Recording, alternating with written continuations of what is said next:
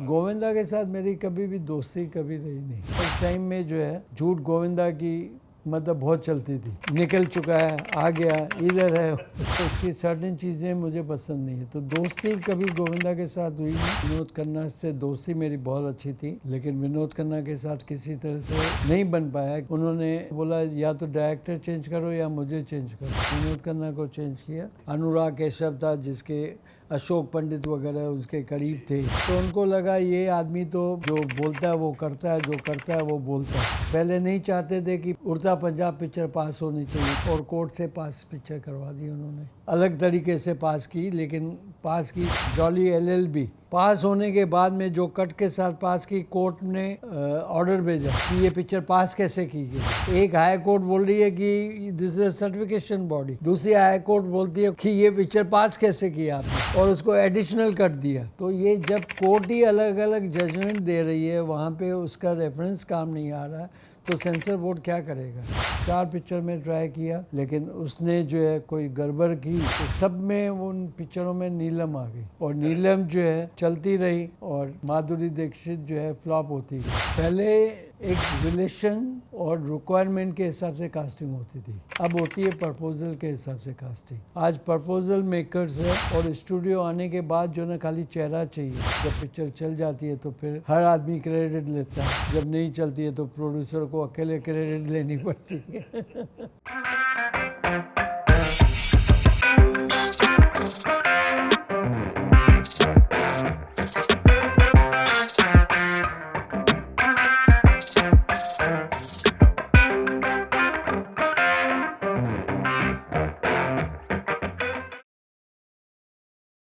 Film director, film समीक्षक, film distributor और film producer, कभी कभी अभिनेता भी, और कभी कभी स्क्रीन प्ले राइटर, और CBFC के अध्यक्ष के पद पे भी काफ़ी काम करने के बाद हमारे अपने पहलाज नेहलानी। नमस्ते पहलाज जी, बहुत स्वागत है आपका हमारे इस प्रोग्राम में जिसका नाम है सूत्रधार। और सबसे पहले आपका बहुत बहुत धन्यवाद, आप यहाँ आए और आपने हमारे साथ अपने एक्सपीरियंस साझा करने के लिए अग्री किया। सबसे पहले पहलाज जी, मैं आपका क्योंकि इतना वास्ट एक्सपीरियंस है, समझ ही नहीं आता कि कहाँ से शुरू किया जाए, लेकिन चलिए शुरुआत करते हैं आपके शुरुआती दिनों से।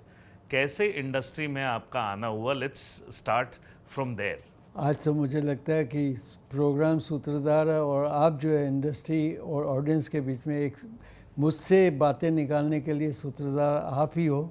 जी, कोशिश तो यही है।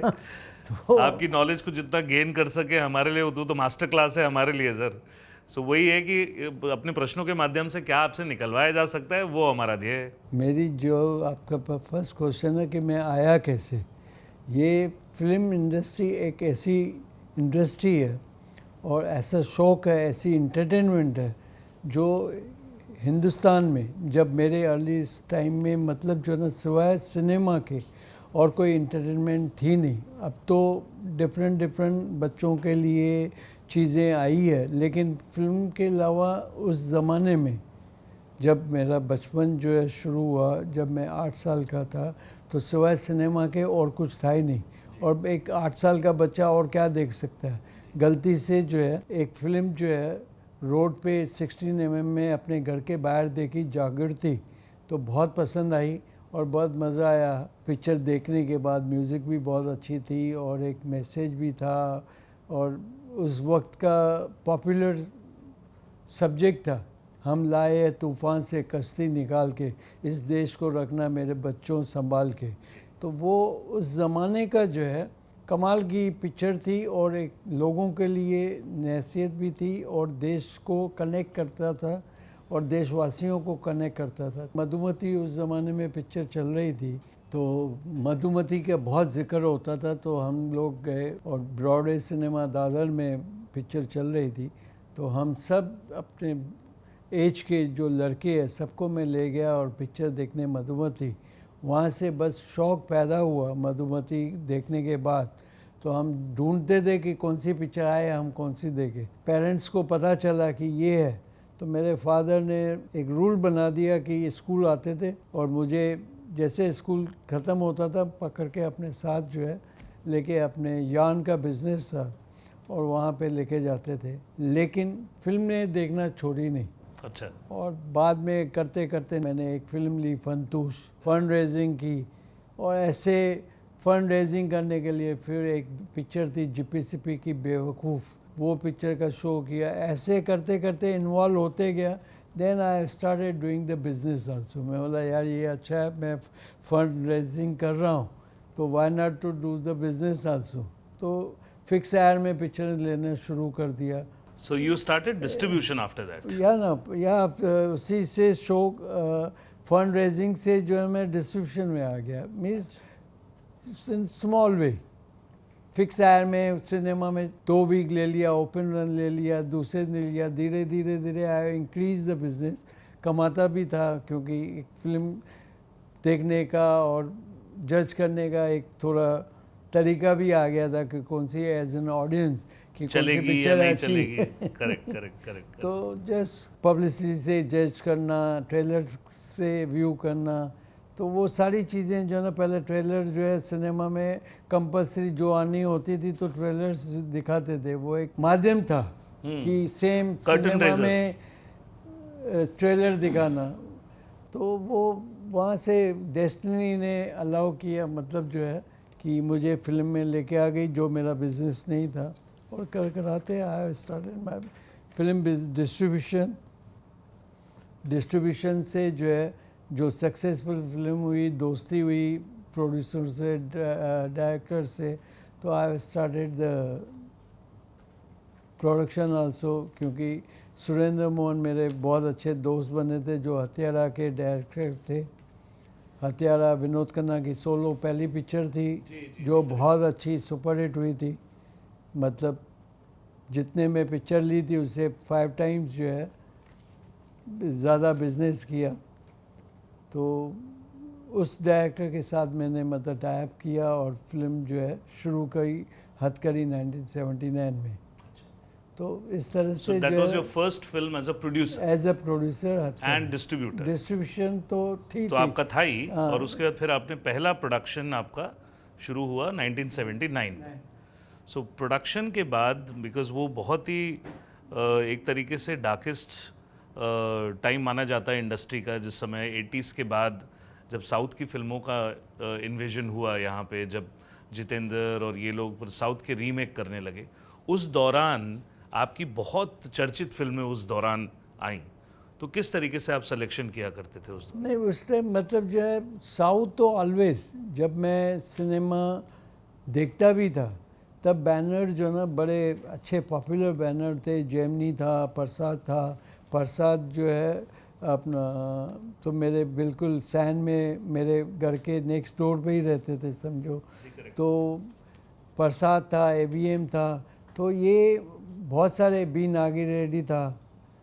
तो ये सारी चीज़ें हमेशा छाप जो है साउथ इंडियन इंडस्ट्री की जो है हमेशा रही है। हमेशा जो है ना अलग अलग, पहले मतलब दिलीप कुमार, देवानंद हो, चाहे अपना राजकुमार हो, ये एक्टर्स जो ना उस ज़माने में मतलब जो ना आए, राजेश खन्ना की भी एंट्री वहाँ पे हो गई थी। बट जो कॉमर्शियल फिल्में ये बनाते थे, सोशल फैमिली फिल्में बनाते थे, जहाँ लगी पिक्चर उतरती नहीं थी क्योंकि सिंगल सिनेमा थे। जहाँ पिक्चर लगी, जैसे अभी दादी माँ जैसी फिल्म जो है कम से कम 25 जगह पे सिल्वर जुबली हुई होगी देश में। ससुराल पिक्चर थी अपना प्रसाद की, वो कम से कम 70-80 जगह पे सिल्वर जुबली होती थी। तो वो उनकी छाप जो है ना, पारिवारिक फिल्म जो है कि एक उनकी छाप थी। उनकी पिक्चर कंपलसरी चलती थी, स्टोरी बहुत अच्छी होती थी, राइटर्स उनके फिक्स होते थे, मुकरम शर्मा और राजेंद्र प्रसाद, आनंद राज आनंद। तो मतलब राइटर टीम, डायरेक्टर्स सब, एक इनकी कहानियों की कमी नहीं होती थी। मराठी पिक्चरों को भी एडॉप्ट करके तमिल वाले लेके बनाते थे। तो मतलब दौर तो था, लेकिन यहाँ पे वैरायटी ऑफ फिल्म्स थी। इसके अंदर जो एक सिनेमा भी अलग अलग फिक्स थे। जैसे स्टंट फिल्में थी जिसमें हमारे मतलब जो है महिपाल, जयराज, दाराजी बाद में आए। पहले तो महिपाल थे, जयराज थे, शैलेश कुमार थे, बहुत सारे एक्टर्स थे। 50s and 60s में जिम्बो, टार्जन ये जी, वो correct. ऐसे एक्टरों की सिनेमा मतलब वो भी पिक्चरें मतलब चलती थी। दारा जी आए, उन्होंने तो रूल किया। जी, करेक्ट. तो उनकी कुश्तियों वाली पहली फिल्म आई किंग कॉन्ग, और बाद में इंसान मतलब दारा सिंह, ये वो सारी पिक्चरें जो है, ठाकुर जरनैल सिंह, हर टाइप की फिल्में आई। आज अगर जो है ना किसी भी तरह से आप जो है ना कंपेयर करें, बाहुबली को आज कंपेयर करते तो कोई भी दादाजी की फिल्म लाओ तो आपको बाहुबली लगेगी, चाहे वो सैमसन हो चाहे यही हो, तो उसी मार्केट से उसी करेक्ट, हिसाब करेक्ट, से करेक्ट. बनते You're थे। right, you're right. तो जैसे राजकुमार एग्जैक्टली लाइक बाहुबली है। माधवी पिक्चर थी साउथ की, वो भी, ये भी राजकुमार भी साउथ की है, तो वही पैटर्न था बिल्कुल बाहुबली का। करेक्ट. तो बीच में ये कॉस्ट्यूम पिक्चर जो है अपना बंद हो गई थी, तो बाहुबली ने एक नया ओपन जो है ना वापस उसी तरह से जो है ना साउथ में ग्रैंडियर शुरू किया उन्होंने. इसमें करेक्ट. शुरू हो गया कि ग्रैंडर वाली फिल्में चलती है। जैसे धर्मवीर जो है, Dharmveer with the better version of दादाजी की फिल्म थी। जैसे मनमोहन देसाई और सुरेश देसाई ने उस ज़माने में सम्राट चंद्रगुप्त बनाई थी, तो पहले मनमोहन देसाई और यहाँ सुभाष देसाई उनके भाई जो है ऐसी फिल्में बना चुके हैं, हल्लाकू और ये वो जो है उस ज़माने में स्टंट फिल्में, और वो चलती थी। जैसे पृथ्वीराज कपूर ने भी जो है बहुत रूल किया, मुगल आजम के अलावा सिकंदर आजम ये वो। आज सिकंदर आजम बनाओ तो बाहुबली के कंपैरिजन में उस ज़माने में बहुत अच्छी मतलब थी, चाहे म्यूज़िक अच्छी थी, कास्ट्यूम ड्रामा बहुत अच्छा था, स्टोरी थी, सारी चीज़ें अच्छी थी। तो वो दौर ख़त्म हो गया, क्योंकि उस दौर में जो कास्ट ऑफ प्रोडक्शन थी वो स्टूडियो आपको फैसिलिटी देते थे। आज वो फैसिलिटी स्टूडियो ही नहीं रहे, तो वो आपके जो मटेरियल होता था, एक फिल्म से उतर के दूसरे पिक्चर में मटेरियल यूज़ हो जाता था कि स्टूडियो आपको फ्लोर हायर पे देते थे, तो आपको जो चाहिए आप उठा लो, रेज द थिंग आपको लगाना था, फिर वो तोड़ के आपको वापस रखे, ताकि वो जो transportation, cost of the production ये वो सब कंप्लीट होते थे। तो वो सारी चीज़ें जो है वो ख़त्म हो गई।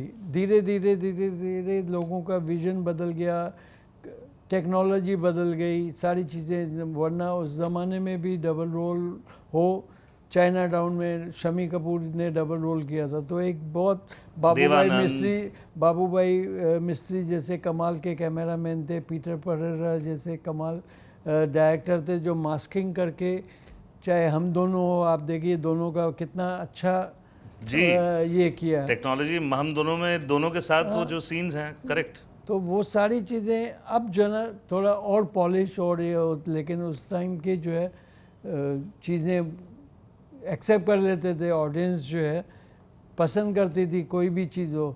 जब लोगों ने एक जार के पीछे रोमांटिक गाने को बर्दाश्त किया, गाना अच्छा होता था तो सिचुएशन अच्छी होती थी। अब तो अब लोग फॉरेन में चले जाते गाना करने। एक तरीके से प्रहलाद जी आपको इंडस्ट्री में डिस्ट्रीब्यूशन और डेकोरम का गॉडफादर माना जाता है। अब कितने लोग अगेंस्ट भी होते हैं, कितने लोग सही भी बात बोलते हैं, लेकिन आप प्रोग्रामिंग के अंदर, जैसे फॉर एन एग्जांपल आपने इम्पा की बात करें अगर हम आज के दौर की और पहले के दौर में, there are lot of difference you have created. तो उसके बारे में आपके कहाँ से आपके ये स्ट्रक्चर वाले आइडिया कहाँ से आते थे? आप कैसे, किस तरीके से आप सोचते थे आउट ऑफ द बॉक्स उस समय? देखिए, जो हमेशा जो है चीज़ें जो जब आपके सामने आती है, अगर आप जो ना सीरियसली अगर कोई रिस्पॉन्सिबिलिटी लेते हो, तो आपको देखना पड़ता है कि हमारी ज़रूरतें क्या है, हम क्या कर रहे हैं और क्या करना चाहिए। वो तो आपके सामने प्रैक्टिकल नॉलेज, जब आप तीनों फील्ड में है, आप मैं मतलब प्रोडक्शन में था, डिस्ट्रीब्यूशन में और एग्जीबिशन में, और सबके साथ रिलेशनशिप है। और जब हम बैठते हैं तो एक दूसरे की प्रॉब्लम अगर जब तक आप बात नहीं करोगे तब तक समझ में नहीं आएगी। जब प्रॉब्लम हमारे सामने है, किसी को तो आगे बढ़ना पड़ेगा ना। Correct, you are right. तो मेरे में मतलब वो था कि डिसीजन जो है ना, कमेटियाँ होती थी, मतलब इम्पा होता था, बट मैं अपने शोल्डर पे रिस्पॉन्सिबिलिटी लेके उन चीज़ों को पूरा करता था, चाहे वो गवर्नमेंट हो, चाहे वो फाइनेंस की बात हो, या बैंकिंग की, अपना बैंक फाइनेंस में हो। आई वॉज ऑल अलोन अच्छा। सिंगल पर्सन की 6 महीना मैंने इंडियन बैंक एसोसिएशन के साथ में जो है टाइम निकाला, सारी बैंकों के ईडी और चेयरमैनों के साथ बैठ के जो ना उनको कन्विंस किया कि उस ज़माने में मतलब जो है जब ये बैंक फाइनेंस मतलब जो है 2000 में मतलब मिला हमको, यशवंत सिन्हा फाइनेंस मिनिस्टर थे और वो मेरे अच्छे पारिवारिक रिलेशन थे, सुषमा स्वराज जी के साथ मेरे बहुत अच्छे ताल्लुकात थे और शत्रुघ्न सिन्हा जो है उसमें मेरे मतलब फैमिली मेम्बर मतलब बड़े भाई की तरह है मेरे, तो उनकी बैकिंग से पॉलिटिशियंस के साथ उठना बैठना मेरा था, हमेशा पार्टी में मैं देता था, तो एक घरेलू रिश्ता था, तो उसमें उनको भी कन्विंस किया और बैंक वालों को भी कन्विंस किया।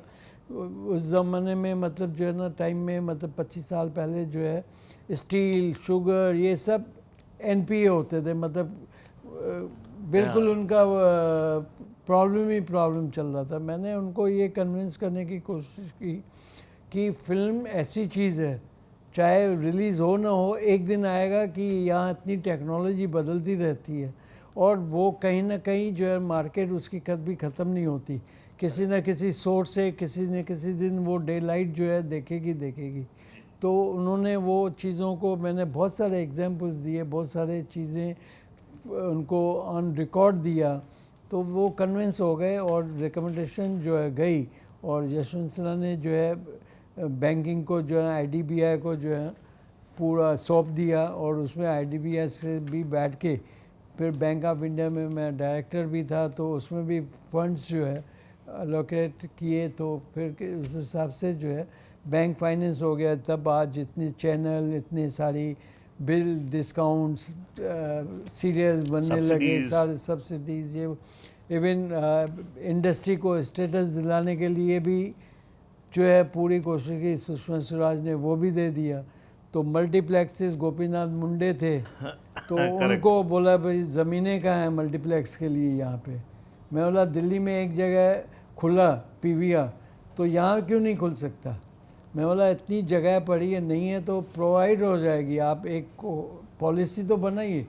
तो जो रिकमेंडेशन दिए थे, एज़ पर रिकमेंडेशन जो मैंने दिए थे वो सारे उन्होंने लागू कर दी। आज देखिए कि ज़माना इतना बदल गया कि मल्टीप्लेक्सेस जो है ही मल्टीप्लेक्सेस है। आज सारा रेवेन्यू बड़ी फिल्मों को मल्टीप्लेक्सेस से आते हैं, लेकिन उसमें मल्टीप्लेक्स आने के बाद में जो था कि सिनेमा ज़्यादा होगा, I was wrong in that. मतलब मेरी जो है कैलकुलेशंस जो है, जो मेरा विजन था वो मतलब मुझे धोखा दे गया। जो था कि सिनेमा बढ़ेंगे तो कम से कम सब छोटी पिक्चरें और जो मेन जिस तरह से बासु चटर्जी और ऋषिदा फिल्में बनाते थे, बोरेवली तक फिल्में चलती थी, आगे चलती थी नहीं, मास में नहीं चलती थी, तो उन पिक्चरों को भी चांस मिलेगा मल्टीप्लेक्सेस में आने का, क्योंकि कैपेसिटी कम होगी तो सिनेमा उनको मिलेंगे। लेकिन हुआ उसका बिल्कुल उल्टा। अच्छा, उल्टा इसका ये हुआ कि मल्टीप्लेक्स वाले बड़ी फिल्मों को, चेहरों को तो चांस देते हैं और टिकट इतनी महंगी कर चुके हैं तो लोगों को सिर्फ जो है ना स्टार्स देखने हैं, नया टैलेंट गुम होते जा रहा है। आज वो पुराने लोग ही चल रहे हैं, उनके जब तक वेट करते रहते हैं, जब उनकी पिक्चर आए तब देखे, बाकी पैसे अफोर्ड नहीं कर सकते, इतनी टिकट अफोर्ड नहीं कर सकते। वो छोटे पिक्चर वाले मर रहे हैं, उनको शोज़ नहीं दे रहे हैं। तो वो एक गिनती जो राष्ट्रीय पॉलिसी थी, जो राष्ट्रीय वालों की पॉलिसी थी, चितचोर एक सिनेमा में, ऑस्कर में, अच्छे सिनेमा में पिक्चर रिलीज़ हुई, देखिए गोल्डन जुबली हुई एक थिएटर में, और उसके बाद सारे थिएटरों में पिक्चर चली।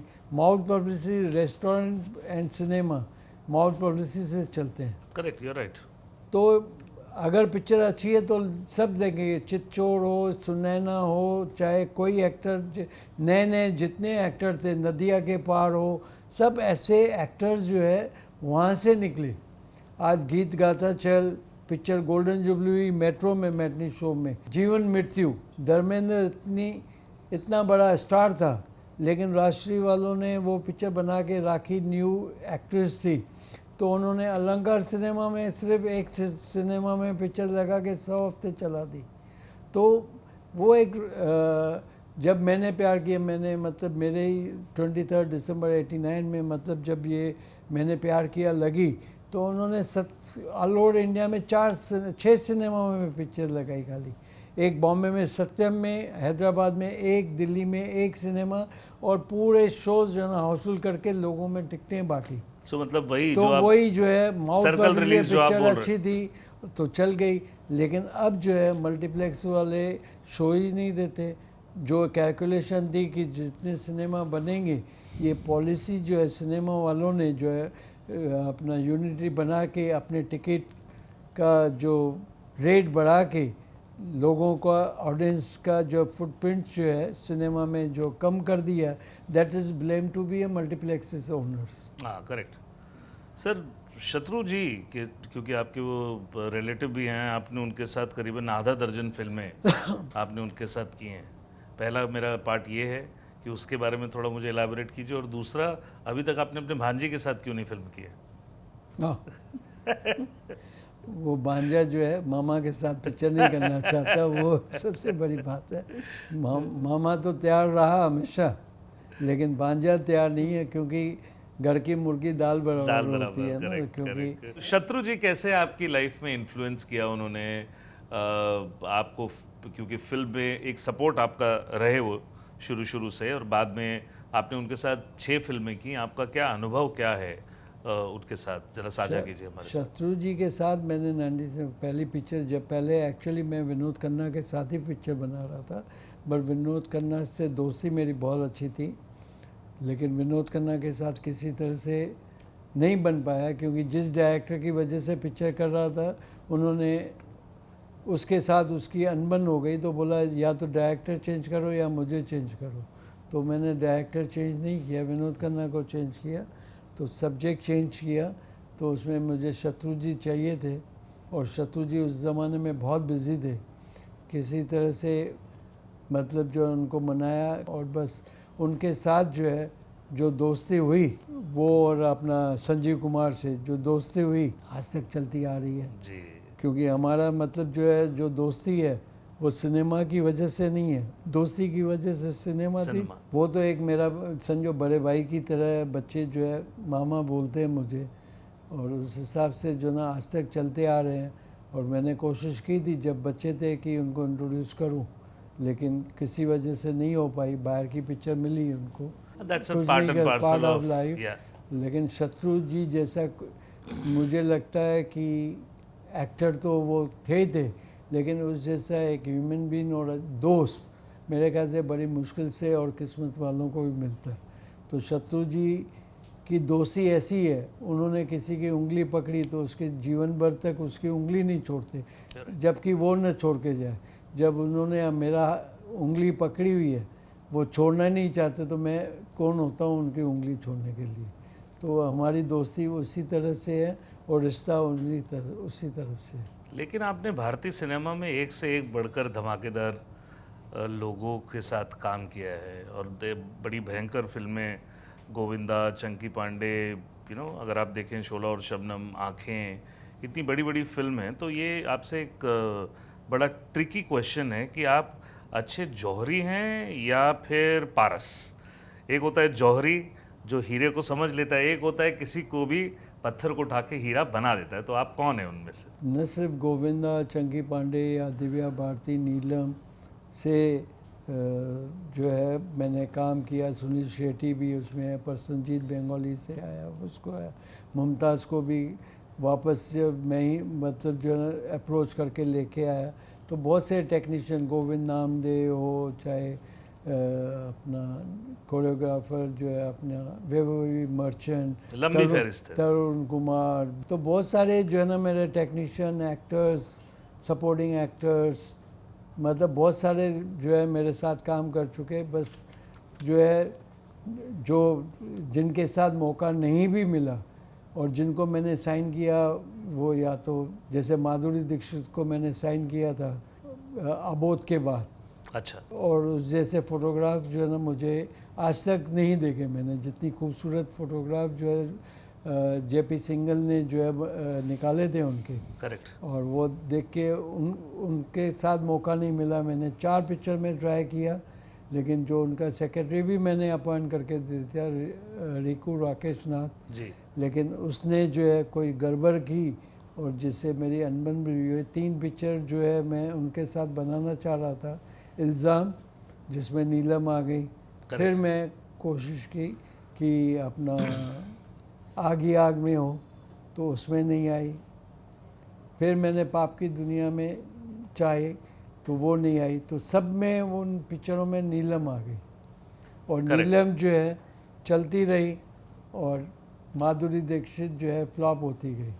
एंड फाइनली उन्होंने डिसाइड किया कि मैं पिक्चर बनाऊं ना बनाऊं। मैंने कोर्ट मार्शल किया था स्टार एंड स्टाइल में रिकू और इनका, कि जो है ये 7-8 पेज जो है उस टाइम एन भारती ने इंटरव्यू किया था, जिसमें आया फाइनली आके जो है बोला कि भाई मैं पिक्चर बनाऊं ना बनाऊं, मुहूर्त करो ताकि मेरी जिंग ख़त्म हो जाए। Absolutely. तो मैंने मुहूर्त किया। शूटिंग मैंने नहीं किया, दुनिया को दिखाने के लिए मैंने मतलब पिक्चर जो है शुरू की, जिसमें अनिल कपूर, सनी देओल, चंकी पांडे, माधुरी दीक्षित, शिल्पा शिरोडकर मल्टी स्टारकास्ट करके मुहूर्त किया, जो मैंने पिक्चर नहीं बनाई। तो ऐसे मेरे कंगना, ये वो बहुत सारे जो है एक्टर्स जो है जिनको मैंने किया, वो आज टॉप स्टार है, लेकिन मेरे साथ काम करने का मौका नहीं मिला। उसमें जो तो सबसे वो मेरी लक की नहीं है ना, मेरे हाथ में होता है। जीवन में कभी टाइम ऐसा होता है कि आप जो करो वो आपके लिए राइट पड़ता है, और किस वक्त ऐसा टाइम आता है कि जो राइट भी करो तो आपका गलत होता है। हाँ, वो तो ये सलीम साहब ने कहावत बोली थी ना कि जब क्रिकेटर का टाइम होता है तो बॉल वहाँ गिरती है जहाँ पे वो सिर्फ बल्ला घुमाता है, बॉल वहाँ गिरती है, और जब टाइम नहीं होता है तो बॉल वहाँ गिरती है जहाँ पे बल्ला लगता ही नहीं है। सो वही बात यहाँ पे भी है कि वो किस्मत की बात है। लेकिन उनमें जो सबसे बड़ा नाम, जिनका इल्ज़ाम, जहाँ से गोविंदा जी के साथ आपका एक दौर शुरू हुआ, सो वहाँ से देन उसके बाद obviously we have to talk about Shola and Shabnam, because that is something जो अपने ज़माने की एक कल्ट फिल्म थी। सो गोविंदा जी के साथ कैसे इंट्रोडक्शन हुआ और किस तरीके से आपकी दोस्ती आगे बढ़ी? मुझे गोविंदा मतलब लुक वाइज पसंद नहीं आया, फोटोग्राफ दिखाई तो भी पसंद नहीं आया। मैं बोला गोपी कृष्ण लगते हो, मुझे नहीं चाहिए। बड़े बाल, हील मतलब वाले जूते। जो फोटोग्राफ्स थे जो है, मुझे मेरा पता नहीं, गोपी कृष्ण जैसे लग रहे थे। मैं बोला जनक जनक पायल बाजे में he was a talented master रहे, लेकिन मतलब बिल्कुल स्टाइल जो है वैसे ही था। वैसे ही था। मैं बोला यार वो तो चल गया, इतनी अच्छी स्क्रिप्ट थी, वो चल गया, मेरे में हिम्मत नहीं है कि मैं इसको चलाऊं। तो मतलब मैंने बोला नहीं। तो फिर दूसरे दिन फिर वापस आ गया, कैसेट लेके आ गया। तो उसमें ब्रेक डांस और ये वो जो है बहुत कुछ था। करेक्ट। तो मैं बोला चल करके बता भैया क्या क्या आता है तुम्हें। हाँ। तो वो सारा जन्म बैठ के उसका मैंने देखा। मैं बोला ठीक है देखता हूँ मैं। अच्छा। तो मैंने कहानी उस हिसाब से थी नहीं, अब जो इसका था। अब मैंने 2 दिन वर्कआउट किया कि क्या इसको कैसे लॉन्च कर सकता हूँ। देन मैंने इसको इल्ज़ाम का जो है बेस जो है, मतलब कहानी वो रख के उसका डांसिंग का जो है ना टोटल ट्रैक बदल दिया मैंने। अच्छा। और मैं चले गया, विदेश चले गया, और वहाँ पे जो है लॉस एंजल्स में जो है ना मैंने माइकल जैक्सन की ये वो जो है कुछ मटेरियल जो है ना ढूंढा, ये किया, और उस हिसाब से जो है ना देखा क्या करना, और आके मैंने गोविंदा को मतलब लेके लॉन्च किया। अच्छा। तो यहाँ से गोविंदा जी की करियर की शुरुआत हुई। फिर उसके बाद आपका कैसा रिलेशनशिप गोविंदा जी के साथ आगे बढ़ा? फिर शोला और शबनम आई, आंखें आई, देन मेरे ख्याल से आपकी लास्ट फिल्म जो थी उसमें भी गोविंदा जी थे। तो किस तरीके से रिलेशनशिप आगे गोविंदा के साथ मेरी कभी भी दोस्ती कभी रही नहीं। अच्छा। क्योंकि उसकी बोलते हैं ना आइडियोलॉजी और मेरी मतलब जो ना टोटली अलग है। मैं रिलेशन को मानता हूँ, वो मतलब जो ना चीज़ें मतलब उसकी जो ज़रूरतें होगी, उस ज़माने में भी बहुत सारी पिक्चरें साइन करते रहा, इधर से उधर भागता रहा, दुनिया में लेट जाता रहा। तो लेट जाता रहा, मेरे यहाँ तो राइट टाइम पे आता रहा। तो गोविंदा की जो है ना बहुत सारी चीज़ें जो है ना अनसर्टेन थी, तो मेरे साथ थी, उसकी करेक्ट थी, लेकिन जो पहली पिक्चर में उन्होंने सबसे 5,000, 10,000, 11,000 लेके जो है, जो हमेशा मतलब जिस तरह से अब आज हम देश में झूठ जो है फैला सुनते रहते हैं पॉलिटिकली, तो उस तरह से जो है ना उस टाइम में जो है झूठ गोविंदा की मतलब बहुत चलती थी। निकल चुका है, आ गया, इधर है उधर है, वो पता चला सेट पे भी नहीं पहुंचा, बोला अभी निकल गया। अच्छा। तो बहुत सारे ये चीज़ें जो ना होती थी, तो मैंने बोला भैया तुम इतनी पिक्चरें साइन कर रहे हो, क्या मतलब है? बोला पिक्चर अगर चली इल्ज़ाम तो मैं नहीं करूँगा, अगर नहीं चली तो वो अच्छा। नहीं करेंगे। तो अच्छा। आज ये पैसा तो मुझे काम आ रहा है। तो ये थिंकिंग थी, तो मेरा ये थिंकिंग जो है बड़ी खतरनाक है। खतरनाक है, करेक्ट।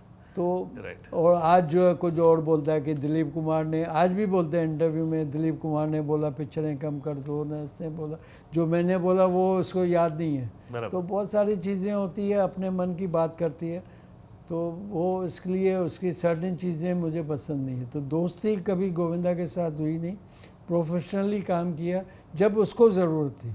अच्छा। मेरी ज़रूरत कभी मैंने मतलब उसको 16 शर्मम भी उसकी ज़रूरत थी तब किया, आँखें भी उसकी ज़रूरत थी तब मैंने किया, क्योंकि मुझे कि मैं उसके पीछे जाऊं और मैं पिक्चर करनी है वो कभी मैंने नहीं किया।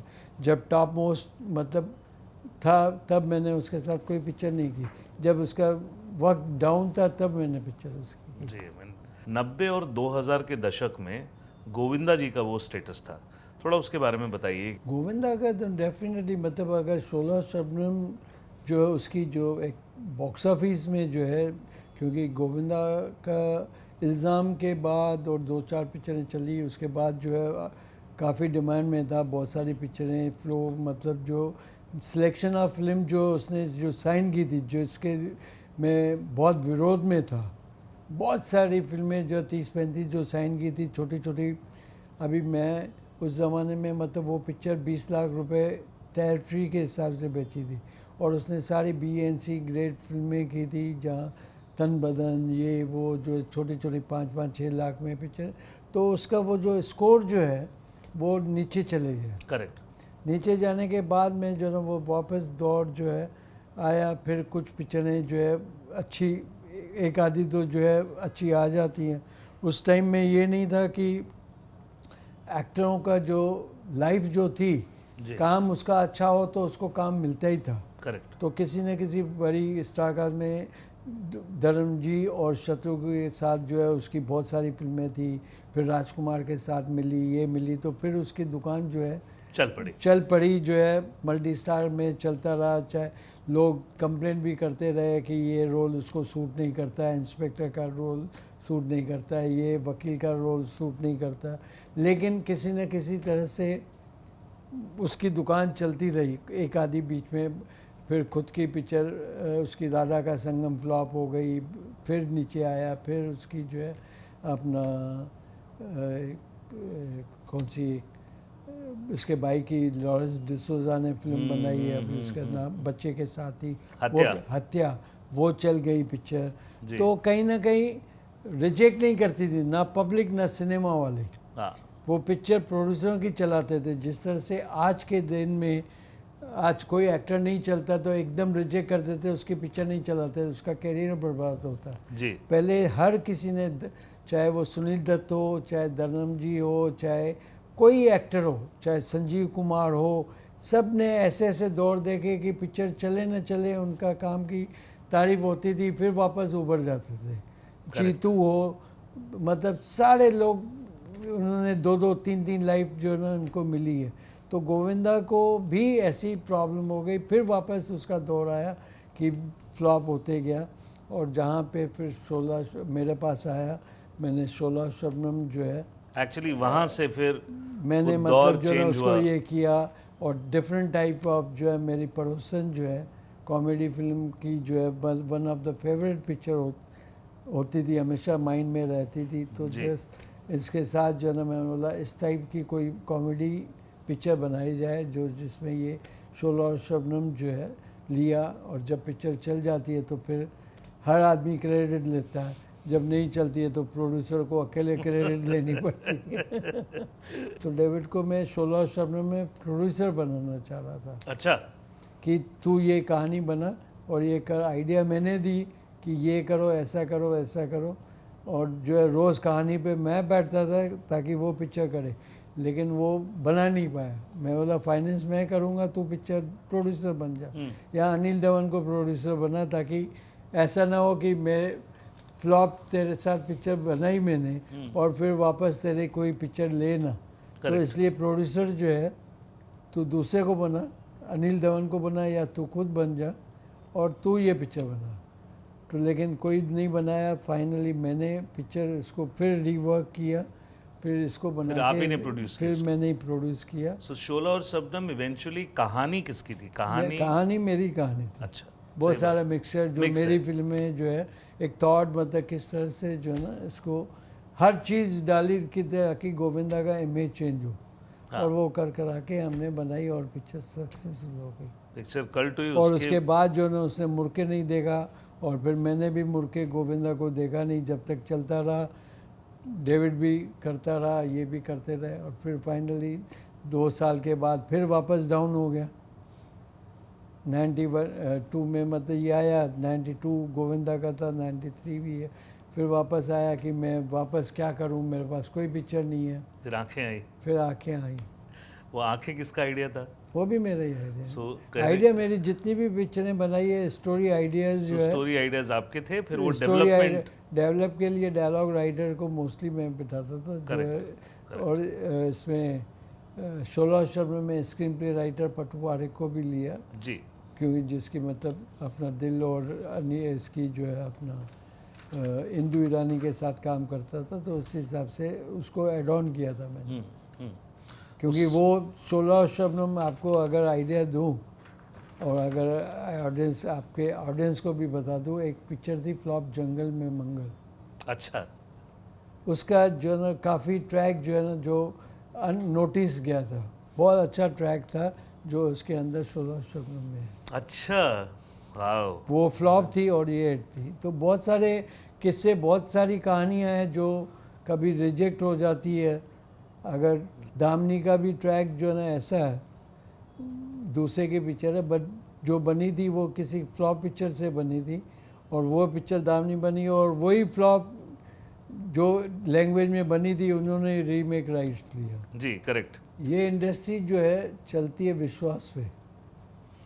जब किसी से विश्वास टूट जाए तो, क्योंकि रिस्क फैक्टर और जो है एटीट्यूड पे जो है ना बहुत आधार रखने वाली इंडस्ट्री थी, और जब एक पारिवारिक सिचुएशन ना हो, प्रोड्यूसर और डिस्ट्रीब्यूटर एक्टर का रिश्ता नहीं चलता जब तक रिश्ते में दम ना हो। करेक्ट। तो वो रिश्ता उसने रखा ही नहीं किसके साथ में। करेक्ट। क्योंकि लेट जाना, लेट आना, और टाइम टू टाइम बड़ी हैवी इंटरेस्ट, हैवी रिस्क, तो वो सारी चीज़ें जो ना अगेंस्ट द प्रोड्यूसर मतलब गई। करेक्ट। और धीरे धीरे उसका विश्वास जो है स्पिरिचुअल होता गया, कान का कच्चा रहा। उसकी ज़िंदगी में मतलब राइट ट्रैक पे बहुत सारी चीज़ें नहीं आई, तो वो सारी चीज़ें जो ना अगेंस्ट उसके चली गई। वहम आ गया, अभी बोले ये यहाँ से जो है अपना शर्नीलर गिर जाएगा, यहाँ से तू हटो, और पता चला कैसे शर्नीलर भी गिर जाता था। तू कादर खान डूब जाएगा, पता नहीं कैसे कैसे क्या, कादर खान डूब भी गया सेट पे। तो ऐसी चीज़ें जो है वहम, और जो है ना कपड़ा, तूने डायरेक्टर ने कपड़ा, शर्ट का कलर अच्छा नहीं है, तू जा चेंज करके आ जा। तो वो हिसाब से जो है ना, हाँ, लोगों का विश्वास डेट आज ये है, आज मंगल है, आज मैं ये नहीं करूँगा। तो ये मंगल, बुध और गुरु के ये रिश्तों के ऊपर जो ना सारी चीज़ें जो है एक वहम, कच्चे कान का, और सराउंडिंग अच्छी नहीं होने की वजह से उसका कैरियर, वरना उस जैसा ना एक्टर है ना इंसान भी बहुत ही अच्छा है, वो दिल का जी, इमोशनल भी है, अपने परिवार के लिए बहुत अच्छा भी है, लेकिन किसकी अच्छाई और किसकी कमज़ोरी का तराजू जो है कभी कभी भारी पड़ जाता सही है। बात वो उसके अंदर जो है ना फिर पहचान उसकी खुद की भी भूल जाता है और दूसरों की भी भुला देता है। फिर आपने बहुत सालों बाद उनके साथ पीछे कुछ सालों पहले एक फिल्म वापस की जिसका नाम था Rangeela Raja. How that had happened? मैंने एक्चुअली उसके साथ एक पिक्चर बनाई थी अवतार, जो शुरू की मैंने 40 मिनट की शूट की है। One of the best picture है मेरे ख्याल से अच्छा, जो पड़ी है मेरे वो बना रहा था। उसके पता नहीं अवतार टाइटल से उसके दिमाग में पता नहीं क्या आया क्या नहीं आया। अब बाद में तो क्लेम भी करता रहा अवतार टाइटल में मैं उधर जी, उसको हॉलीवुड भूल में। गया, या तो ट्रैक में जो ना डिस्क जो है ना उसकी अवतार हिंदी के बदले उसको इंग्लिश में चले गया वो। मतलब डिस्क का जो है ना लैंग्वेज चेंज हो गई। तो कि वो अवतार का हॉलीवुड वाला आइडिया मेरा था। वो आइडिया मतलब जो है कि मुझे उसमें कहाँ मिला था, लेकिन वो भूल गया कि वो पहला यहाँ वाली मेरा भी अवतार। अवतार है। तो वो एक बड़ी ट्रेजेडी हुई उसके बाद। तो उसने मुझे मतलब बोला कि आप ये बाद में करते हैं, हम और कुछ करते हैं। अच्छा, तो मैंने रीमेक राइट रजनीकांत की पिक्चर का जो है लिया, जो उसमें मुझे बहुत पसंद थी पिक्चर। वो रजनीकांत की वन ऑफ द के बालचंद्र डायरेक्टर थे, वो डबल रोल, और बहुत ही अच्छा काम किया उसने। एक ही शेड्यूल में हमने पिक्चर बनाने की कोशिश की, लेकिन लास्ट मिनट पे उसने पता नहीं कौन से बादाम खाए जो चाय में डाल के पिए, उसको चक्कर आने लगा, और उस दिन के बाद जो उसका दिमाग थोड़ा ठीक नहीं रहा, तो जिसमें उल्टी सुल्टी बाद में बातें करने लगा। वो शेड्यूल जो है 3-4 महीना आगे चले गया। मतलब ऑलमोस्ट 45 डेज हमने मतलब हिला नहीं वहाँ से। शूट ही नहीं हुआ। नहीं हिला ही नहीं वहाँ से, शूटिंग कंप्लीट की। मतलब खाली गाने करने थे और क्लाइमेक्स का 2-3 दिन शूट करना था, जिसकी वजह से जो है उसने गाना शॉर्ट रेडी था और 7 बजे उठा भी, लेकिन उसको चक्कर आ गया, पता नहीं क्या आया। 65 बादामों की चाय पी उसने, बादाम में क्या था, उसके बाद उसका दिमाग सस्पेंस रहेगा। आज तक सस्पेंस है। आज सोशल मीडिया के दौर में everybody is talking about content. जैसा आपने अभी बताया कि कंटेंट एक फ्लॉप फिल्म के एक सीक्वेंस से आपने एक हिट फिल्म बनाई, शोला और Shabnam. What is your take on this fake narrative today's age is content?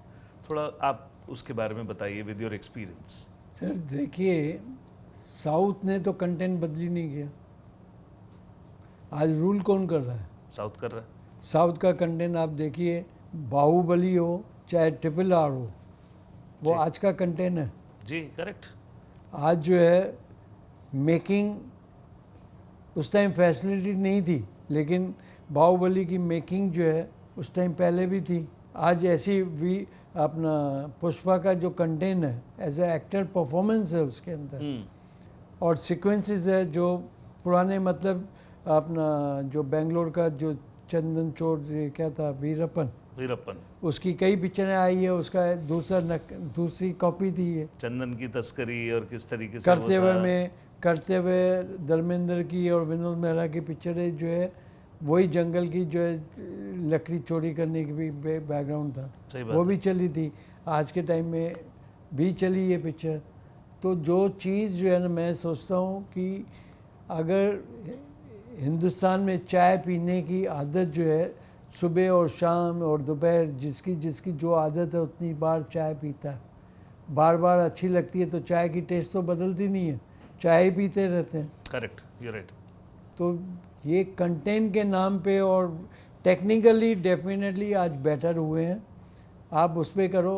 अगर आज मैं बात करूँगा एक हिंदुस्तानी टेस्ट की, करेक्ट, जो एक टेकिंग पिक्चर नहीं चला सकती है, फोटोग्राफी पिक्चर नहीं चला सकती है, विजुअल पिक्चर नहीं चला सकता कभी भी।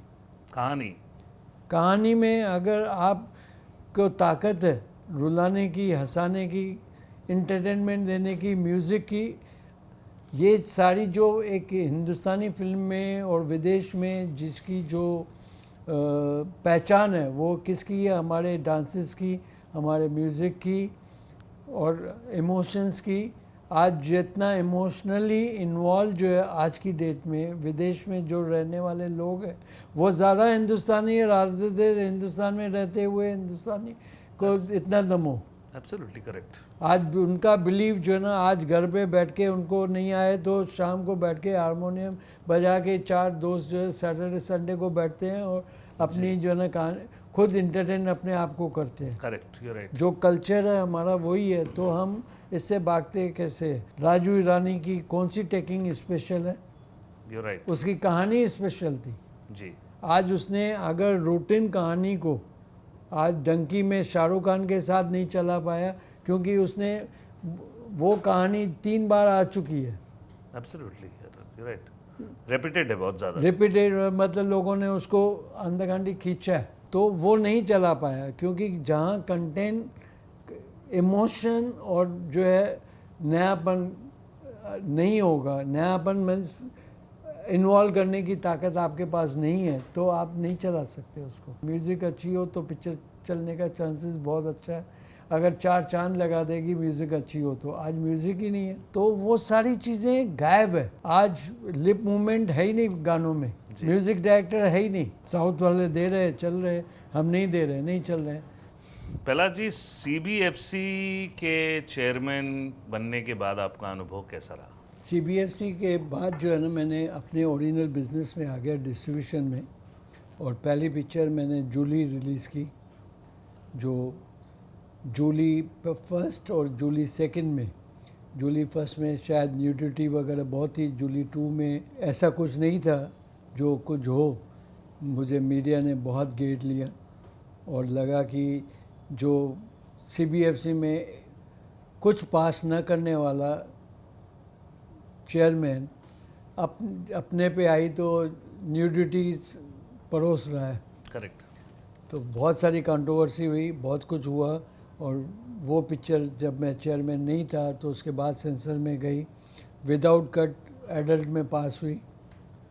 तो मैं मतलब जो ऐसा नहीं है कि ऐसी काम करूं जिसमें दूसरे के लिए ख़राब करूं और अपने लिए अच्छा करूं, तो वो मेरी नीयत नहीं थी। तो ना है, कभी भी मैंने ईमानदारी से कोई भी काम, चाहे फिल्म बनाना हो या डिस्ट्रीब्यूशन करना हो, मैंने अपने बलबूते पे अपने ईमानदारी से और सच्चाई से जो है ना काम की है।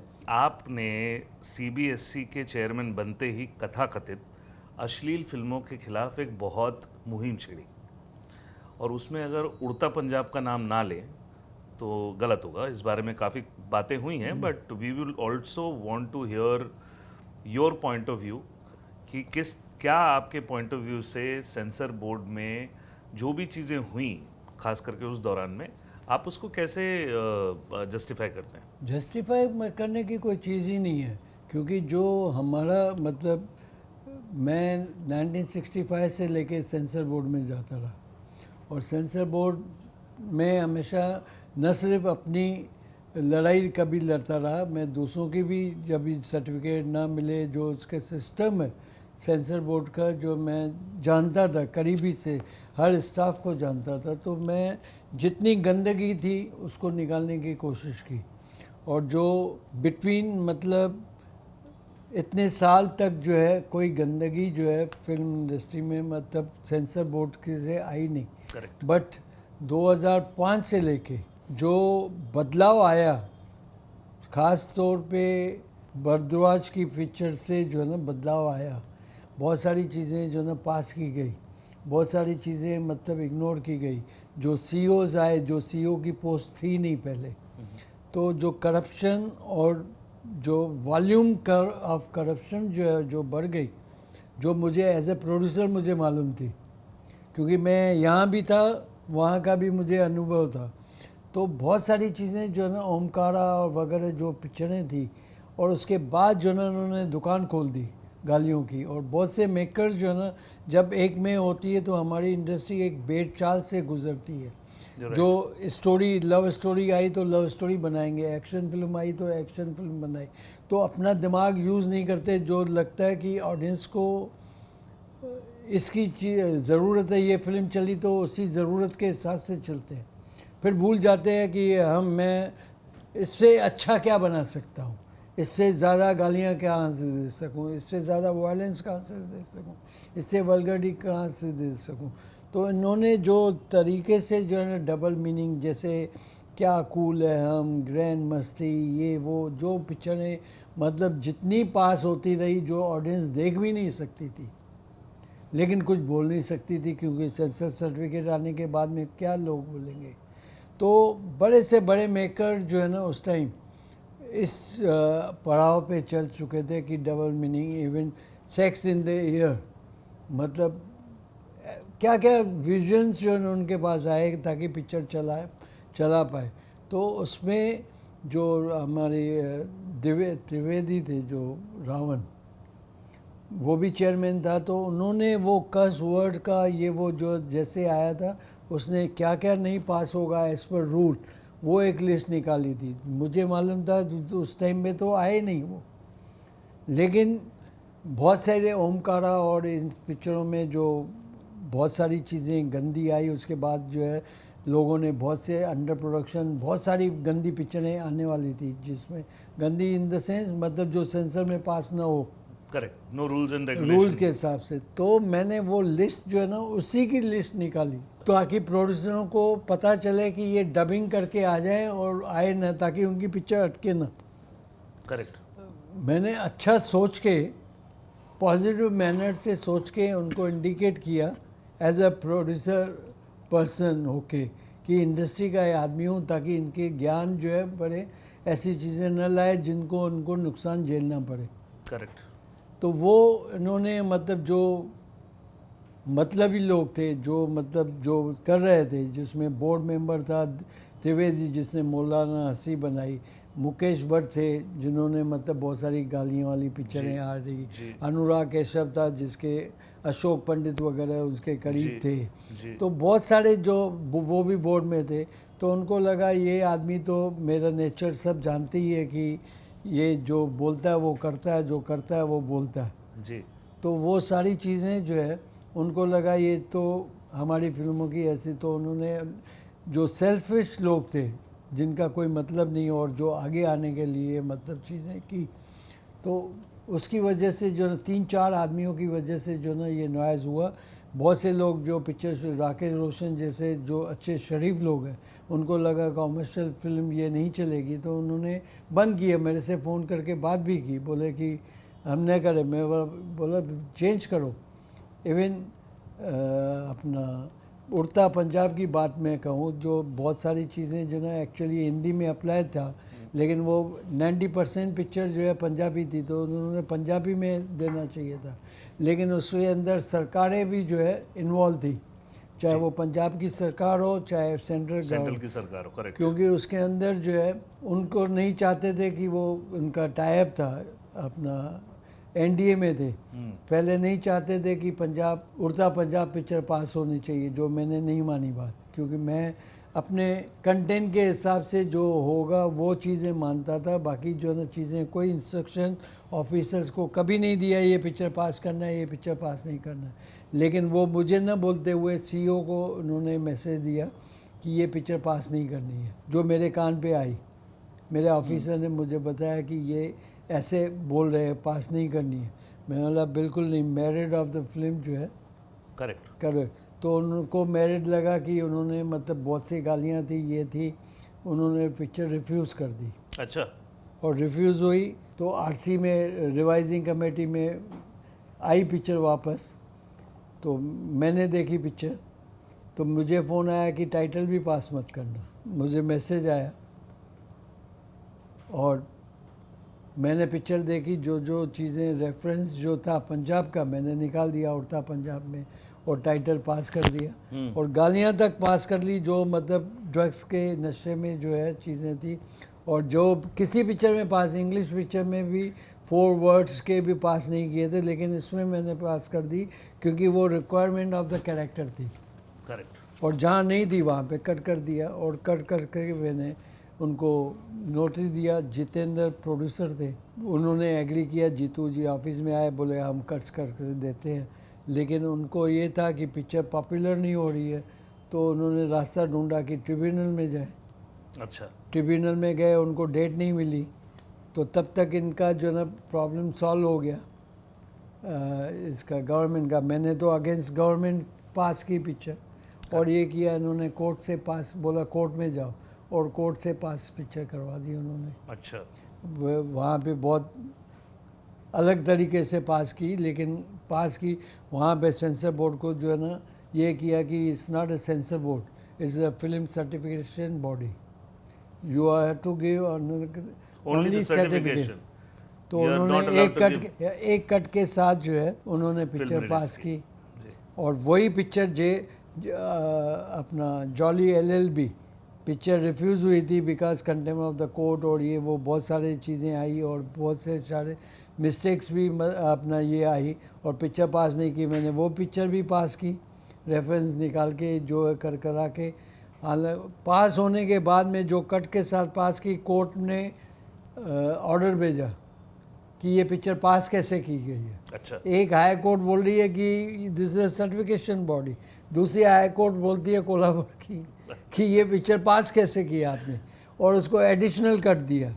तो ये जब कोर्ट ही अलग अलग जजमेंट दे रही है, वहाँ पे उसका रेफरेंस काम नहीं आ रहा, तो सेंसर बोर्ड क्या करेगा।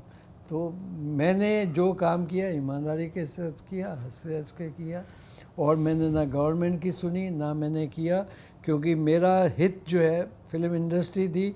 मैंने उसके फेवर में काम किया जितना करना था, और राइट डायरेक्शन में किया एज पर रूल। पर प्रहलाद जी, उन लोगों को शायद ये नहीं पता था कि इंडस्ट्री को इंडस्ट्री का स्टेटस भी आप ही ने दिलवाया था। सबको सब मालूम है, पर इंडस्ट्री को नहीं मालूम। जो आज के जो प्रोड्यूसर्स हैं उनको नहीं मालूम कि क्या है, क्योंकि यहाँ पे जो ओरिजिनल प्रोड्यूसर थे, because of multiplexes, because of the studio, पुराने प्रोड्यूसर गायब हो गए। मुझे आज की डेट में मुझे नहीं मालूम कि कौन कौन प्रोड्यूसर है। आज मुझे ये नहीं मालूम कौन कौन एक्टर्स है। करेक्ट। क्योंकि इतनी न्यू कमर्स आ गए जिनको मार्केटिंग होती नहीं है, जिनको मालूम ही नहीं है, और सबके लुक जो है दाढ़ी वाले हो गए लुक। विराट कोहली हो गए हैं सब पता ही नहीं चलता कौन। बॉडी लैंग्वेज से पहले मिड शॉट में मालूम पड़ता था, मूवमेंट से मालूम पड़ता था कि ये एक्टर डांस कर रहा है। आजकल तो क्लोजअप में भी नहीं मालूम पड़ता, सबका लुक एक फ्रेम में खड़ा हो तो मालूम ही नहीं पड़ता कौन सा एक्टर है। तो मतलब ना डायरेक्टर लुक पे ध्यान देता है, पहले कैरेक्टर पे ध्यान देता था कि क्या कैरेक्टर है वो प्ले करना। आज की डेट में तो सब केन आज रहा नहीं, स्टॉक रहा नहीं, फिल्म बढ़ा है नहीं, वरना केन बढ़ते थे, टेक्स भी होते रहते थे। आज ना कैन की परवाह है, ना क्या डिजिटल कैमरास आ गई है, आप जो भर दो और डाल दो, डिलीट कर दो, जो लेना है ले लो, नहीं लेना प्रमोट करो। खैर, फिल्मों में धर्म, राजनीति और सामाजिक मुद्दों पे ये संवेदनशील विषय होते हैं। इसमें आपको लगता है कि by government there has to be a restricted rule on these topics? Government जो है आज की डेट में, कभी आपने सुना था कि किसी भी गवर्नमेंट में 70 सालों में किसी भी गवर्नमेंट ने पिक्चर को प्रमोट किया हो? एक सजेशन जो है मनोज कुमार को, आई थिंक लाल बहादुर शास्त्री जी ने दिया था, जय जवान जय जवान जय किसान बनाओ। मेरे ख्याल से उस ज़माने में वो बनी थी, और वो एक देश के हित में पिक्चर थी। करेक्ट। और मतलब जो ज़रूरत थी उस टाइम, और लाजवाब फिल्म भी बनी। उसके बाद जो है, और मनोज कुमार का नाम भारत बन गया, क्योंकि वो भारत के लिए, देशभक्ति के लिए सोचते थे। आज भी हम वो गीत जो है ना 15 अगस्त हो या 26 जनवरी हो या देश में कोई भी ऐसा हो जिसमें सुनते हैं, और हमें आज भी वो गाने जो है ना रोंगटे खड़े करते। राइट। लेकिन आज की डेट में सर्टेन पिक्चरों को, मतलब अगर प्रधानमंत्री प्रमोट करे, करेक्ट, वैसे तो मैंने कभी आज तक देखा नहीं, सुना नहीं जी। और कैसे वो बन जाती है और कैसे चल जाती है। और डायरेक्ट जो है ना मेंबर्स को जो ना फ़ोन आ जाए, थिएटर्स खाली पड़े रहते हैं लेकिन टिकटें खरीदी जाती है और वो पिक्चरें चल जाती है। Propaganda, this called is a propaganda films, और वो पास भी हो जाती है और सारे जो ना नाम पे चल भी जाती है। तो ये सारी चीज़ें जो ना एक पॉलिसी ऑफ गवर्नमेंट है। गवर्नमेंट रूल चेंज क्या करेगी?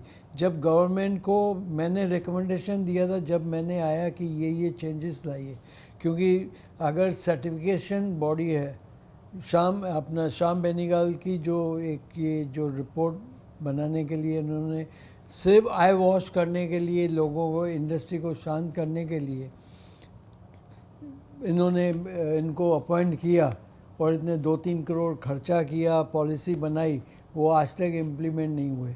जो मैंने बैठ के इम्प्लीमेंट किए वो सारी चीज़ें आज भी चल रही है, लेकिन उसको वर्स्ट करके करप्शन फिर चालू हो गई, ब्रोकर फिर चालू हो गए, डिले सर्टिफिकेट जो है ना वो फिर चालू हो गए, लेकिन रूल चेंज नहीं किया। मैंने विदेशों की तरफ जो पॉलिसी में सर्टिफिकेट देते हैं, चाहे वो ऑस्ट्रेलिया हो, चाहे न्यूजीलैंड हो, छोटे छोटे कंट्री में, चाहे गल्फ हो, चाहे पाकिस्तान हो, जो कर्स वर्ड पाकिस्तान में, हिंदुस्तान में करते हैं वो पाकिस्तान में भी करते हैं। पाकिस्तान इतनी लिबरल स्ट्रॉन्ग, जैसे उड़ता पंजाब के जो हमने इधर काटे थे वो उसके लाहौर में कट गए। मतलब जो वायलेंट कंट्री है, जो मानते थे वो बर्दाश्त नहीं कर सकते, तो हिंदुस्तान की ऑडियंस कैसे बर्दाश्त करेगी? और इसकी वजह से उड़ता पंजाब रिजेक्ट हो गई।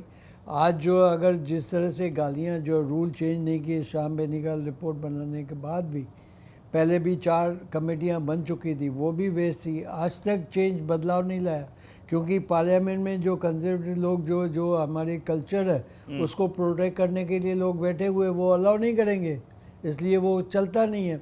तो कम से कम रेटिंग बढ़ा देते।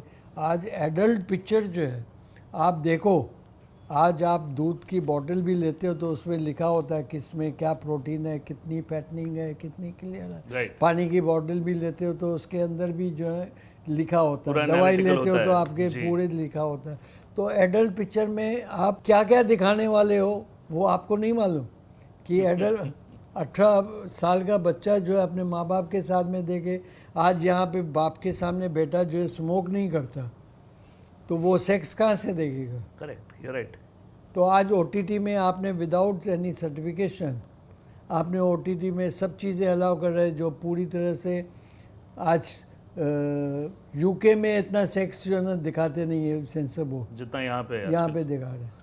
तो आज वो सब केसेस जा रहे हैं उसमें, उसके बाद भी रिएक्शन नहीं है कि एक ही मिनिस्ट्री होते हुए इन्होंने एक अपना आईएनबी मिनिस्ट्री है, सैटेलाइट की जो फुटप्रिंट्स है वो घर में जाती है, ओटीटी की भी हर जगह पे जाती है। बिल्कुल बिल्कुल। तो ओटीटी आप कम्युनिकेशन में मिनिस्ट्री में डाल दिए और सैटेलाइट आपने डाल दिया आईएनबी मिनिस्ट्री में, ब्रॉडकास्टिंग में डाल दिए। तो वहाँ पे आपको इवन आप 1 सेकंड की फिल्म भी दिखाओ तो उसमें सर्टिफिकेट चाहिए, यहाँ पे कुछ नहीं चाहिए, कम्युनिकेशन में है। करेक्ट। और जो पैसे दे के पिक्चर देखे उसके अंदर सेंसर बोर्ड है। अभी श्री राम के नारा, राम के नाम पे जो ना माला जपी जाती है, वोट जो है राम के नाम पे मांगा जाता है, और लेकिन श्री राम पिक्चर में बोलो तो बोलते काट दो। मतलब हिपोक्रेसी है। हिपोक्रेसी मतलब जो ना वही आप कमेटी मेंबर आपके गवर्नमेंट के अपॉइंट्स ही है, वो आप गवर्नमेंट के पॉलिसी से नहीं चल रहे, और श्री राम जो ना कैसे काट सकते हो आप राम का नाम लो तो भी आप काटो, ना लो तो भी आप काटो। आज जो है, आज एक दीपक तिजोरी की पिक्चर में ब्लू वर्ड जो है काट दिया।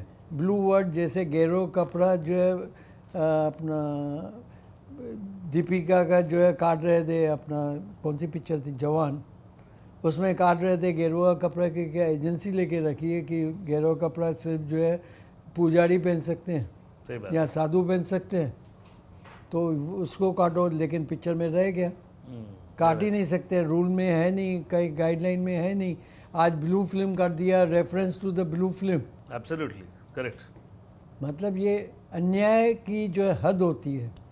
सो आपको लगता है कि ओटीटी प्लेटफॉर्म में जो आजकल कंटेंट आ रहा है उसको रेगुलेट करना बहुत ज़रूरी है? ऑफ कोर्स करना चाहिए। मैं एक एग्जांपल देता हूँ, मतलब I mean it's a live example for me. मतलब आज डिफरेंट डिफरेंट ओटीटी कंटेंट जो बन रहे हैं वो डिफरेंट डिफरेंट प्रोग्रामिंग उनकी चल रही है। आज नेटफ्लिक्स अर्बन कंटेंट दिखाता है क्योंकि नेटफ्लिक्स का थॉट प्रोसेस वैसा है, उसके बिहाइंड जो लोग बैठे हैं वो वैसे हैं। आज करण जौहर जैसे प्रोड्यूसर की जो भी कंटेंट आता है नेटफ्लिक्स के ऊपर, चाहे वो वाइफ्स के ऊपर हो, चाहे वो उसके कंटेंट हो, उसमें इवन 13 से 14 साल के बच्चों को भी, I will not take the name of the show, but 13-14 साल के बच्चे को भी आप ये दिखाते हैं कि लड़के का बॉयफ्रेंड है, लड़की की गर्लफ्रेंड है। 13-14 साल के बच्चे, आज हमारे बच्चे अगर ओटीटी देखते हैं और साथ में बैठ के देखते हैं तो उनको ये क्यूरोसिटी आती है कि ये दिस इज़ सो नॉर्मल। सो उन सारी चीज़ों को नॉर्मलाइज कर देना सोसाइटी के लिए कितना खतरनाक है। सर ये तो बिल्कुल खतरनाक तब हो गया जब स्मार्टफोन आ गया, दुनिया करो मुट्ठी में। आज तो जो है हर चीज़ जो है ना मुट्ठी में है, आपके हाथ में सारा कंटेंट जो है ना, इस तरह से जो है ना, जिस तरह से एक्टरों ने अपना जो है ना वैल्यू ख़त्म कर दिया है। करेक्ट। जो पहले के एक्टर्स को, किसी को भी आप गाली देने के लिए बोलो, कस वर्ड बोलो, चाहे धर्म जी हो, चाहे शत्रु जी हो, चाहे विनोद खन्ना थे, या जो भी एक्टर पुराने से लेके शाहरुख खान तक, शाहरुख खान ने कभी आज तक पिक्चर में गाली दी है? बिल्कुल नहीं।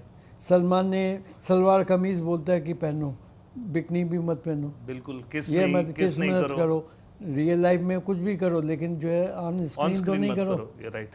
तो आज ऐसे एक्टर भी है जो मतलब अपनी, जिस तरह से मुस्लिम एक्टर जो है ना अपना हिंदू नाम लेते थे उस टाइम में जो डर जी। था, अब तो मुस्लिम नाम जो है ना चलता है क्योंकि पाकिस्तान की ऑडियंस मिलेगी। खान कोई हो ना हो, अपना खान नाम रख देता है। अच्छा। तो ये वक्त के साथ में जो बदलती चीज़ें जो ना बदल रही है। और जो सबसे बड़ा, जब से स्टार टीवी आया और जो टीवी कंटेंट आया कि एक बीवी 3 मर्द करती है, अब जबकि एक मर्द को जो है 3 बीवियां करने का हक नहीं है, तो एक वाइफ जो है 3 हस्बैंड अपना अलग अलग कैसे दिखा रहे हो आप? ये कल्चर खराब टीवी कर। में। हाँ, टीवी टीवी में, पे, correct, सेटेलाइट you're right. आज से नहीं, आज ये तो सारा जो है घर घर की कहानी। और सास भी कभी बहू थी, एक हस्बैंड मरता है तो दूसरा आ जाता है, दूसरा मरता है तो तीसरा आ जाता है। तो ये सारी चीज़ें जो है ना, जब हिंदुस्तान में एक मेल को मतलब दूसरी शादी करना गुनाह है, तो औरतों को मतलब जिसको देवी मानने वाला है, आज हम वुमेन एम्पावरमेंट और इनकी बातें कर रहे हैं और दिखा क्या रहे हैं फिल्मों में? मतलब जो मैसेज आ रहा है, बेटी बचाओ बेटी पढ़ाओ, बेटियों का बलात्कार दिखा रहे हो, वो इन्फ्लुएंस जो है ना बाहर जाता है। जो फिल्मों में गालियाँ और जिस तरह से ज़बरदस्ती और जिस तरह से जो है ना आप सेक्स को जो है ना बढ़ावा देते हो, तो वो आप टेम्पटेशन जो है एक कॉमन आदमी में जो है ना डालते हो, जो कपड़े देखते हैं उस हिसाब से करते हैं। आज सोशल मीडिया पे की कंट्रोल नहीं है। नहीं। आज जितनी हीरोइन है सोशल मीडिया में जो है आप दिखा रहे हो कि टर्न करो, लड़की को, हीरोइंस को बोलते हैं टर्न करो, बैग दिखाओ, तो ये दिखा दो, वो दिखा दो। लड़कियां हीरोइंस जो है, जो जिनकी शक्ल जो अभी तक रजिस्टर नहीं हुई है, कौन सी टीवी की एक्ट्रेस है या फिल्म की एक्ट्रेस है, कौन सा क्या काम किया, उसके जो है ना आप जो है ना पूरी तरह से उसको एक्सपोज कर रहे हो, पूरी तरह से जो है ना आप दिखा रहे हो कि कितना नंगापन चल रहा है। आज वो क्रिटिसाइज हो रहा है, तब गवर्नमेंट कुछ नहीं कर रही है। वरना ममता कुलकर्णी और दूसरे पे बहुत पोस्टर पे केस हुए थे, और जो आज तक केसेस चलते हैं कि न्यूडिटी पे पोस्टर दिखा दिया, जिप खोलने का जो शॉट दिया था उसका केस कोर्ट में आज तक चल रहा है, ख़त्म नहीं हुआ। और आज जो है सोशल मीडिया में मतलब रील बना के इस तरह से मतलब इवन इंस्टा पे ब्लू फिल्में दिखा रहे हैं। जब तक इंडस्ट्री जागेगी नहीं तब तक इंडस्ट्री ख़त्म हो जाएगी। तो ये सारी चीज़ें जब तक बैठ के मंथन नहीं होगा तब तक इंडस्ट्री बर्बाद है, और मोनोपोली होके जब तक एक हाथ में नहीं जाएगी तब तक कुछ नहीं होगा। क्या कुछ आने वाले प्रोजेक्ट हैं आपके? बिल्कुल है, लेकिन वेट कर रहे हैं सिचुएशन का। एस्पायरिंग फिल्म मेकर्स के लिए, क्योंकि हमने इतनी सारी इनसाइड बातें आपसे की, अब होता क्या है कि क्रिएटिव तो क्रिएटिव है, बेचारा सिनेमा लवर तो सिनेमा लवर है। अब कुछ चंद लोगों की वजह से वो सिनेमा लवर, मेरे जैसे सिनेमा लवर और भी बहुत सारे छोटे छोटे घरों से हैं, बहुत बच्चे आने वाले टाइम में अपना लक आजमाना चाहते हैं और बहुत अच्छा काम करना चाहते हैं, उनके लिए कुछ आपकी तरफ से कुछ भी, बिकॉज इतनी सारी नेगेटिव्स हैं कि उसके बीच में हमको पॉजिटिव ढूंढना पड़ता है. सो उन एस्पायरिंग बच्चों के लिए what do you want to say? मैं समझता हूँ कि जो आज चल रहा है वो ठीक नहीं चल रहा है. पहले हमारी इंडस्ट्री में अपना भेड़ चाल तो थी. आज देखिए सिर्फ पाकिस्तान पे पिक्चर बन रही है, स्पाई फिल्में बन रही है. जो हॉलीवुड वाले भी स्पाई फिल्में बना बना के थक गए. तो हम सिर्फ रॉ और इसी पे ही चल रहे हैं. और बड़ी बड़ी फिल्में जो है फाइटर जैसी फिल्में को भी फ्लॉप गिन रहे हैं, टॉप एक्टर्स को भी जो है फ्लॉप गिन रहे हैं. तो भेड़ चाल बंद करें. कंटेंट जो अपनी ईमानदारी के साथ में जो है ढूंढ के, बायोपिक का टाइम आया. कौन सी बायोपिक जो है ना चल रही है, किसी इंसान की एक कहानी जो है ना पकड़ के आप चल रहे हो, जिसको कोई जानता हो या ना जानता हो. कितनी फिल्में चलेगी, वो सर्टेन ऑडियंस के हिसाब से चलेगी. मास जो है जिसकी वजह से फिल्म इंडस्ट्री जिंदा थी. हम रमज़ान में कभी पिक्चर रिलीज़ नहीं करते थे, गणपति में नहीं करते थे. अब कोई भी खाली नहीं है. पिक्चर को पिक्चर समझ के रिलीज़ करे, कब राइट टाइम है, कब ये करे, और सिनेमा प्रॉपर मिले. और सिनेमा ओनर्स को भी जो मल्टीप्लेक्सेस वाले हैं ख़ास, उनको सोचना चाहिए कि सब सिनेमा में पिक्चर रिलीज़, छोटी नई स्टार कास्ट की फिल्म रिलीज़ करने से पहले give them selected theatres, give them a particular. 100 cinema में रिलीज़ ना करो, 10 सिनेमा में करो, लेकिन 3-3 शो दो ताकि ऑडियंस उसमें आए. और रीज़नेबल रेट वाली टिकट दो. आप 100 रुपये में भी टिकट बेच रहे हो जब आपका सिनेमा खाली नहीं है. तो न्यू स्टार कास्ट के साथ में अगर 1-3 शो आपके 100 रुपये टिकट में भी जाते हैं तो उनको चलाओ, उनकी फिल्में चलाओ, नए टैलेंट को लाओ. आप पुराने एक्टरों के साथ कब तक पिक्चर झेलोगे और नई नई कहानियाँ ढूंढोगे, बायोपिक, और वही पाकिस्तान, वही हिंदुस्तान, वही रॉ फिल्में कितना बर्दाश्त करेंगे. ये हम लोग जो ना एक दूसरे को फॉलो करते हैं वो करना बंद करो. असली content, romance, emotions, family drama को जगाओ और फिल्में जाके एक परिवार पिक्चर को देख सके, एंटरटेनमेंट हो सके. प्रहलाद जी, धन्यवाद आपके इतने बेहतरीन इंसाइट के साथ. हमको मुझे तो एक ही चीज़ अभी यहाँ पे लग रही है कि डिफरेंस सच्ची बात और सच बात में है ना, वो मुझे आज पता चला है. सच्ची बात ये है कि इंडस्ट्री ब्ला ब्ला ब्ला ग्रो कर रही है, बट सच बात क्या एक्चुअली में ये है. Thank you for your insight. Such a nice pleasure meeting with you on this show, and बहुत मज़ा आया हम सभी लोगों को. और हम आशा करेंगे कि आप अच्छे अपने फैमिली प्रोजेक्ट्स आप देते रहें और हम उसको देखते रहें और एंजॉय करते रहें. धन्यवाद प्रहलाद. Thank you. धन्यवाद so much. Thank you sir. Thank you.